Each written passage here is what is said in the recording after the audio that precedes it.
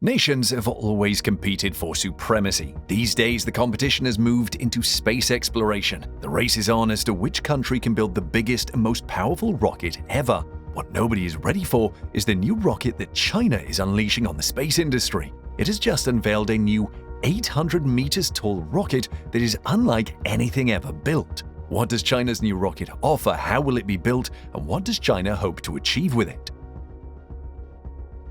What is the biggest rocket ever created? The award goes to a spacecraft still under development, the Starship. The spacecraft being developed and tested by SpaceX stands at 120 meters when assembled and is 9 meters in diameter.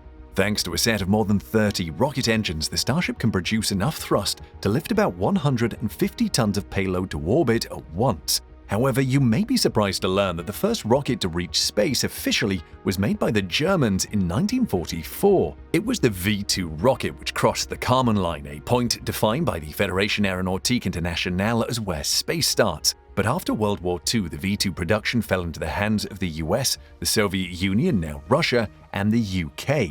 Over the next few decades and the start of the Cold War, what started as a nuclear arms race of superior ballistic missiles turned into a space race. Both the US and the USSR tried to be the first to achieve and master spaceflight, driving the production of many new and different rockets. However, the US got the upper hand and was producing different rockets. The eventual breakup of the USSR in 1991 transferred the production of Soviet rockets to Russia or Ukraine. And later, both Europe, using the European Space Agency, and Japan accelerated their rocket design and development as well. But more countries have now started competing seriously in the space race, including Iran, India, and China.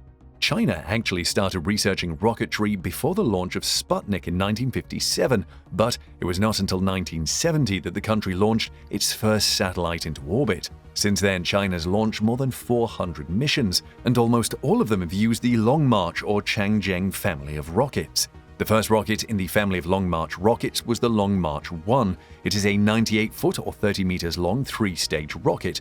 China launched it successfully from Jiuquan in the Gobi Desert, where it took China's first satellite, Dongfang Hong-1, into orbit on April 24, 1970. It made China the country to launch its own satellite, and that day is now marked as China's annual Space Day. China also has the Long March 2C, which is 40 feet or 12 meters taller than its predecessor.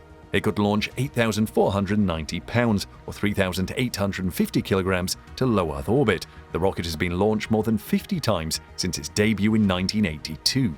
Other Chinese rockets include the Long March 2E with 4 side boosters and 3 stages, which can put up to 7,700 pounds or 3,500 kilograms into geosynchronous transfer orbit. The Long March 5B, designed specifically to launch China's 3 large, roughly 48,500 pounds or 22,000 kilograms space station modules into orbit from a specially built spaceport on Hainan Island. The Long March 7 two-stage rocket that launched the Tianzhou cargo spacecraft weighing 29,800 pounds or 13,500 kilograms to the Tiangong space station. The Long March 9, which is the Chinese version of NASA's Space Launch System, which will help in assembling the joint China-Russia International Lunar Research Station. It has a payload capacity of up to 330,000 pounds or 150,000 kilograms. The Long March 11 is different from the rest because it's a solid propellant rocket. Since it uses solid fuels, it does not require separate tanks for propellant and oxidizer, making it simpler and cheaper. This rocket is 68 feet or 21 meters tall and can launch at sea.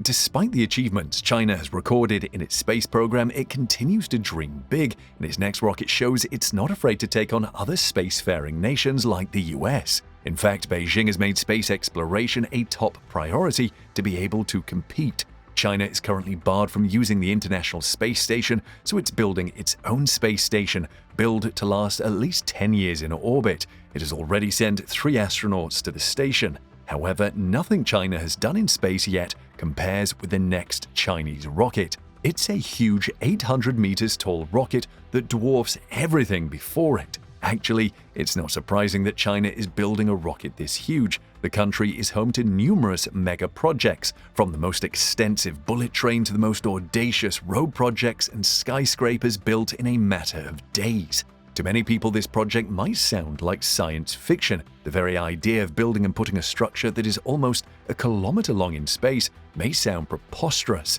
However, former NASA chief technologist Mason Peck warns that China should not be taken as joking. Peck said that the idea isn't entirely off the wall, and the challenge is more a question of engineering than fundamental science. I think it's entirely feasible, Peck, now a professor of aerospace engineering at Cornell University, said. I would describe the problems here not as insurmountable impediments, but rather problems of scale. It's important to put China's ambition into perspective here. The International Space Station, one of the most iconic inventions by humans, measures only 109 meters, and it was a collaborative effort between multiple countries. In fact, it unites two perennial foes, the US and Russia. And speaking of cost, the ISS gulped about $150 billion. Imagine what China's 800-meter spacecraft will cost. The ISS required 30 missions to assemble all the modules, stretching over a decade. For China, this is a long-term play and something that will give the country's program a sense of purpose for years to come. Many Western observers may mistakenly dismiss this idea as propaganda, but that will be a huge mistake. China published a report in 2009 called the Roadmap 2050, which outlined how it would become the world's leading spacefaring country by 2050. So we are witnessing China gradually implementing its space plan. One crucial question is, can China pull this project off? Actually, it is difficult to say no. Look at the recent achievements the country has notched in space. It has returned lunar rock samples to Earth for analysis, making it the third country behind the USA and Russia to do so. It has also landed its own rover on Mars, a feat that only the USA could boast of. China also pulled off the world's first landing on the lunar far side. As mentioned earlier, China is now building the Tiangong space station, which is already being inhabited and rivals the aging ISS. All this points to a country super serious about its space ambition. Looking at China's plans critically, there are several advantages to building a spacecraft as massive as it is planning. For example, such a huge structure would allow China to introduce artificial gravity, which will help astronauts escape the debilitating effects of weightlessness, such as muscle mass and bone density losses. With such a vast structure, the spacecraft can spin to produce centrifugal force and, at the right speed, can create a force that mimics the effects of gravity. However, you can't just rotate an object containing humans, because if you spin faster than a couple of revolutions per minute, the average person will start to suffer from motion sickness. However, as experiments have shown, these effects virtually disappear at rotation rates of 1 or 2 revolutions per minute. So how large would China's new spacecraft have to be in order to create Earth's gravity by spinning at a leisurely 1 to 2 RPM? It has to be about a kilometer across. This shows that China has done its homework well. So how will China get such a colossal spacecraft to space? The country can launch numerous components to space using many missions, like how it was done with the ISS, and then assemble them in space.